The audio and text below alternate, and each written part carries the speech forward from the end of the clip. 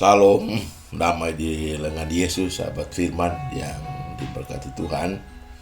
Kita bersyukur oleh karena kita jumpa pada pelajaran rohani. Pada minggu ini kita ada pada pelajaran 11.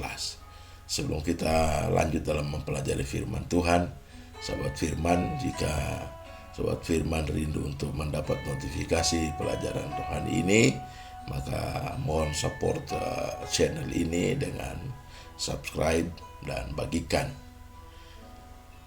Baik sahabat firman, judul pelajaran kita pada minggu ini adalah mempraktekkan kesetiaan tertinggi kepada Kristus. Ayat inti Efesus 6 ayat 9, firman Tuhan. Dan kamu tuan-tuan perbuatan demikian juga terhadap mereka, dan jauhkanlah ancaman. Ingatlah bahwa Tuhan mereka dan Tuhan kamu ada di surga, dan ia tidak memandang muka. Pelajaran 11 ini kita berpindah kepada Efesus pasal 6 ayat 1 sampai 9. Untuk beberapa menit ini mari kita asingkan diri kita fokus untuk belajar bersama-sama. Baik sahabat firman, mari kita mulai. Jika kita membaca Efesus 6 ayat 1 sampai ayat 9, kita dapati di sini bahwa Rasul Paulus melanjutkan nasihatnya tentang kewajiban-kewajiban dalam hal hubungan antara sesama yang sudah dibahas pada pasal sebelumnya. Yang kedua, secara khusus Rasul Paulus menekankan tentang dua hal lagi, yaitu yang pertama adalah kewajiban anak-anak kepada orang tua dan kewajiban hamba-hamba kepada tuan-tuan. Jika kita melihat dua nasihat dan dua penekanan dari Paulus ini, timbul pertanyaan, apa alasan yang mendasar pada samaan ini sehingga kita boleh lihat di dalam penekanan atau nasihat dari Paulus di pasal 6 ayat 9 ini. Kita dapati ada beberapa poin merupakan alasan yang mendasar. Poin yang pertama adalah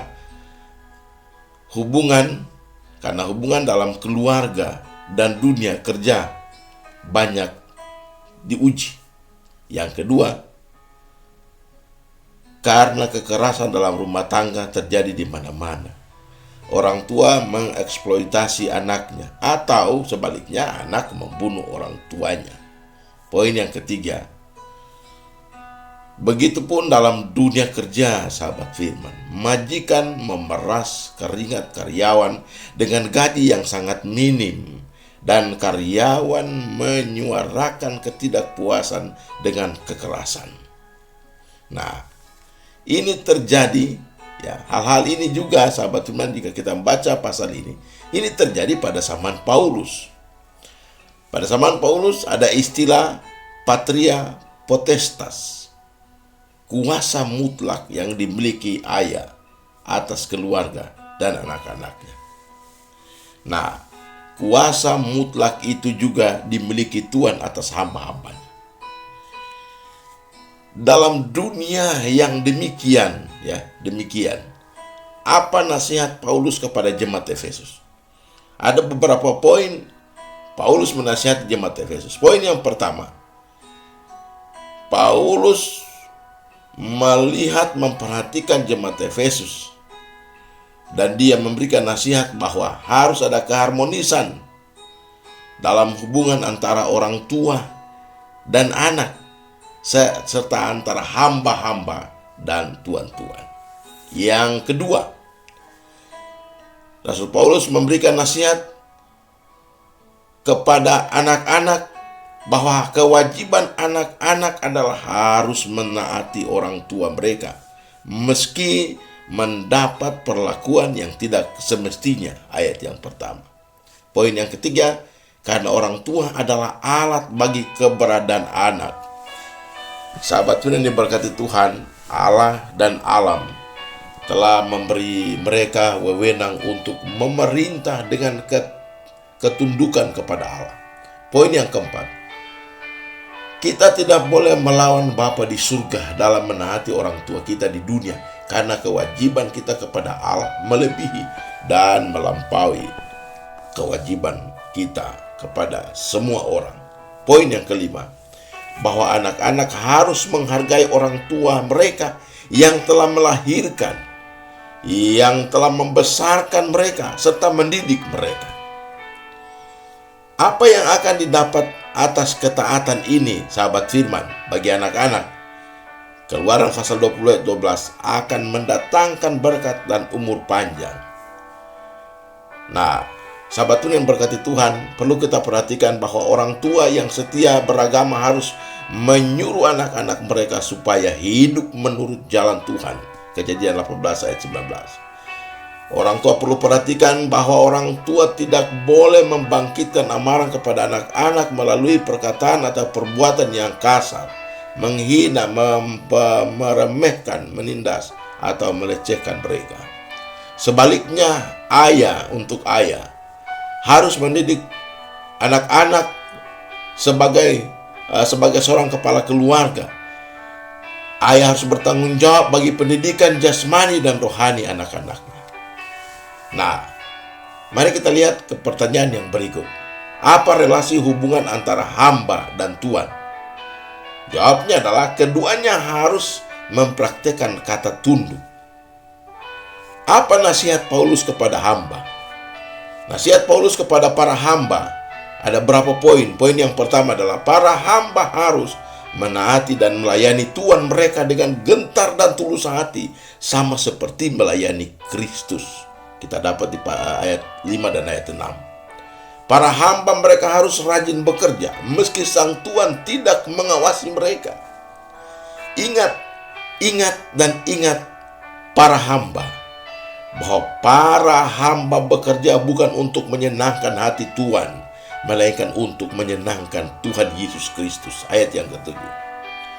Para hamba harus taat kepada Tuhan dengan bekerja baik, rajin, tekun, karena upahnya berasal dari Tuhan. Ayat yang ke-8. Nah, mari kita lanjut. Apa nasihat Rasul Paulus kepada para tuan? Ada berapa poin? Yang pertama adalah tuan yang bertindak atau menganggap dirinya sebagai tuan harus tunduk kepada hamba. Sang tuan harus memperlakukan hamba-hambanya dengan baik dan adil. Ia tidak boleh menindas para pekerjanya dengan dua hal. Harus membayar upah yang layak dan memberikan waktu istirahat yang cukup. Yang kedua, bentuk tunduk tuan diungkapkan melalui penggunaan otoritas yang benar. Perlu diingat oleh seorang tuan, sahabat firman, bahwa otoritas disertai ancaman akan merusakkan relasi hamba dan tuan. Relasi sejati tidak pernah dibangun di atas ancaman. Ingat bahwa hamba-hambamu sama dengan dirimu sendiri, yaitu mereka diciptakan dari debu tanah, sama sepertimu. Oleh sebab itu kamu dan mereka sama, yaitu hamba dalam hubungan dengan Kristus. Ada dua hal yang perlu diperhatikan oleh tuan, oleh seorang tuan, bahwa yang pertama, Tuhan akan memberkatimu jika bentuk tunduk Tuhan ditempatkan dengan kesadaran bahwa Tuhan Yesus adalah Tuhan mereka dan juga Tuhan para hamba mereka. Ayat yang ke-9. Yang kedua, kamu akan dihukum para tuan oleh Dia bila mengabaikan tugasmu atau bertindak bertentangan dengan tugasmu, yaitu menganggap mereka yang lebih rendah daripadamu. Poin rohaninya di pasal 6 ayat 1 sampai 9 ini seperti ini, sahabat firman. Bahwa bila setiap anggota keluarga serta majikan dan karyawan memiliki hubungan yang harmonis, maka keluarga akan bahagia dan usaha atau pekerjaan pun akan berjalan dengan baik. Poin yang kedua, poin rohani yang kedua. Oleh karena itu, sahabat firman, bangunlah hubungan yang harmonis dengan sesama kita di dalam rasa takut akan Tuhan. Mari kita datang kepada kesimpulan. Ada beberapa poin dalam kesimpulan ini. Poin yang pertama, hendaklah para orang tua, para anak-anak, para hamba, para tuan perhatikan ini. Yang pertama kepada orang tua, hendaklah para orang tua memperlakukan anak-anak mereka seperti Yesus kepada umat yang Dia kasihi. Didiklah anak-anak kita dalam kasih Allah sebagai pribadi yang utuh. Yang kedua, perlu diperhatikan oleh seorang hamba, haruslah taat dan melayani tuannya. Karena sikap seperti hamba inilah seharusnya menjadi sikap orang-orang Kristen terhadap Kristus dan taat dan melayani Kristus. Poin yang ketiga, sebaliknya seperti Allah memperlakukan kita, sahabat firman, sebagai hambanya dengan baik, maka para tuan-tuan harus memperlakukan para hamba, pembantu, pekerja, karyawan dengan adil dan layak. Demikianlah Rasul Paulus menutup nasihatnya di ayat yang ke-9 ini mengenai kewajiban-kewajiban antar sesama umat manusia sebagai ciptaan Allah yang mulia. Tuhan Yesus memberkati firman ini. Amin.